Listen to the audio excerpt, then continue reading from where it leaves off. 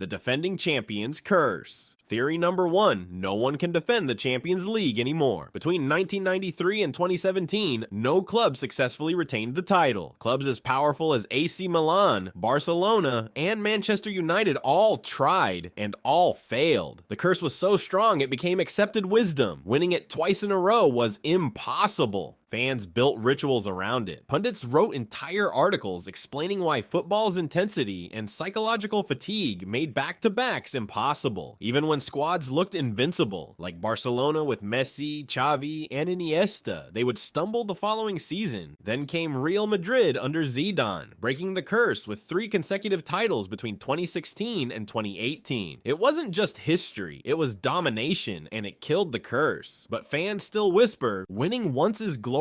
Winning twice is supernatural, and doing it 3 times is something out of mythology. The English fatigue theory. This one pops up every season. The claim, English clubs are doomed in Europe because of the Premier League schedule. Unlike Spain, Germany, or France, there's no winter break in England. Games pile up, legs get heavy, and by the knockout rounds, English players are exhausted. On paper, it makes sense. Imagine going from a Boxing Day fixture at Burnley in the snow to a February trip to the Bernabeu. Coaches complain constantly. Jurgen Klopp has brought it up. Pep Guardiola too. And yet, the theory doesn't always hold. Between 2005 and 2012, English clubs dominated semi-finals. Chelsea, Liverpool, United, Arsenal all made runs. In the late 2010s, Liverpool and Tottenham reached the final in the same year. Fatigue exists, but quality often trumps it. Still, it's a theory managers love to recycle. When their team crashes out in March, it's easier to blame the calendar than a dodgy tactical call. The money myth. Another classic, the richest club always wins. The Champions League is often framed as an arms race. Real Madrid, Bayern, PSG, City, whoever spends the most should dominate. And yes, money matters. The last 20 winners are all clubs from the top 5 leagues with billion-euro squads. Financial fair play was designed because of this very imbalance. But the myth cracks when you dig deeper. PSG have spent astronomical sums and still choked spectacularly. City needed over a decade of investment before finally winning in 2023. Meanwhile, Porto in 2004, with Jose Mourinho's tactical masterclass, toppled giants. Inter in 2010, built around team spirit and tactical brilliance, stunned the world. The money myth works until it doesn't. Knockout football has no respect for your balance sheet. The Spanish era theory. Some fans swear there's a pattern. Every era belongs to Spain. From 2000 to 2018, Spanish clubs won the Champions League 11 times. Real Madrid, Barcelona, even Sevilla dominated both. The Champions League and Europa League.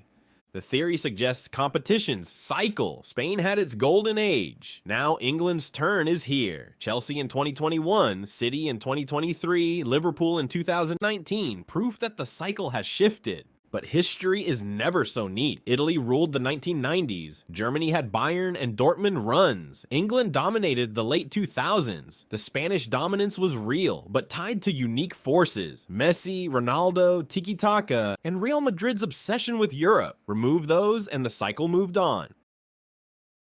The referee conspiracy theory. No Champions League list is complete without conspiracies. Fans believe UEFA favors certain clubs. Barcelona's infamous comeback against PSG in 2017, La Remontada, sparked years of debate about refereeing bias. Bayern Munich fans still scream injustice about red cards in 2017 against Madrid. The theory is simple. Big clubs get big calls. Smaller teams always feel robbed, and history fuels it. Chelsea in 2009 were denied 4 penalty shouts against Barcelona by referee Tom Henning of Rebo. That night is still remembered by Drogba's infamous "It's a disgrace" rant live on TV. Statistically, there's little proof, but emotionally, conspiracies thrive on feelings, not data.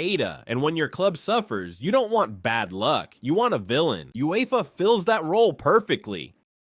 The Bayern bottling theory. For years, Bayern Munich carried the tag of bottlers. Between 2010 and 2013, they lost 2 finals and a semi in agonizing fashion.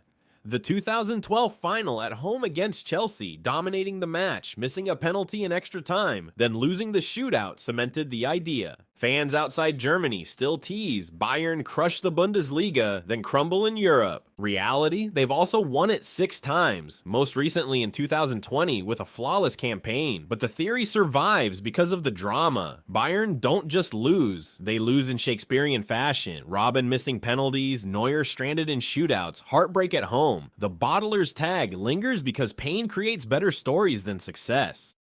The Italian decline theory. Once, Serie A ruled Europe. AC Milan, Juventus, Inter. Italian clubs owned the 1980s and 1990s. Tactical genius, defensive solidity, flair. Italy was the benchmark. But after 2010, the story changed. Italian football is dead in Europe. Financial struggles, crumbling stadiums, tactical conservatism. They couldn't keep up with Spain's tiki-taka or England's money. Juventus lost 2 finals. Milan faded. Inter disappeared for years. Then came the comeback. Juventus reached 2 finals in the 2010s. Inter reached the 2023 final. Roma lifted the Conference League. Atalanta stunned Europe in the Europa League. The decline wasn't permanent, it was evolution. Italian football adapts, it never truly disappears. The Cristiano versus Messi theory. This one shaped a whole decade. Fans turned the Champions League into a duel. Cristiano Ronaldo's obsession with the trophy versus Messi's genius in Barcelona. Ronaldo lifted it 5 times. Manchester United in 2008. Real Madrid 4 more. Messi had 4. Barcelona's golden years. For 10 years, the debate wasn't who's better, it was whose Champions League legacy is stronger. The theory went, whoever had Cristiano or Messi in their squad had an automatic advantage, and from 2008 to 2018, it felt true. Both broke scoring records, dragged teams through ties, and created highlights etched forever. Now, post-Messi and Ronaldo, fans look for heirs. Is it Haaland breaking goal records? Mbappe chasing legacy? Or maybe the era of single-man dominance is gone?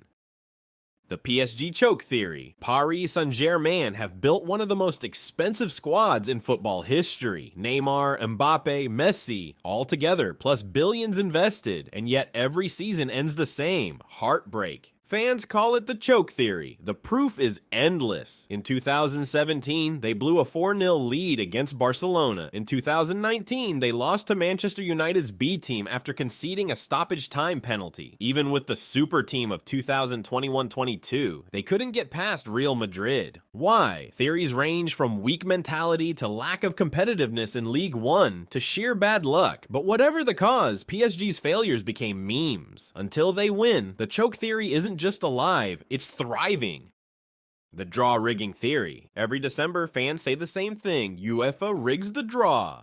How else does Real Madrid avoid Bayern until the semis? How do English clubs always seem to face each other? Theories of hot and cold balls in the draw machine are legendary. UEFA denies it, of course, but coincidences keep happening, and fans don't believe in chance. They believe in patterns. When your club draws Bayern or Madrid year after year, it's easier to believe the balls were warmed up than that fate is cruel. The keeper theory. There's a growing belief that in the Champions League, the goalkeeper decides everything. Think of Keylor Navas making impossible saves for Real Madrid's three-peat. Think of Manuel Neuer in 2013 and 2020, turning semifinals into highlight reels. Think of Thibaut Courtois in the 2022 final, delivering one of the greatest goalkeeping performances ever. The theory is simple. Strikers win you leagues, but goalkeepers win you Champions Leagues. And history keeps proving it. In finals, it's often not the star striker remembered, it's the man in gloves. The English comeback theory. Another superstition, English clubs always come back from the dead. Manchester United in 1999 scoring twice in stoppage time against Bayern. Liverpool in Istanbul 2005, 3-0 down at halftime, lifting the trophy on penalties. Chelsea in Munich 2012 surviving wave after wave before Drogba equalized and Cech saved them in the shootout. Spurs in Amsterdam 2019, Lucas Moura with the miracle hat trick. The narrative says if you're playing an English side, it's never over. They thrive on chaos. They find goals when logic says they shouldn't. Statistically, coincidence. Culturally, it feels inevitable.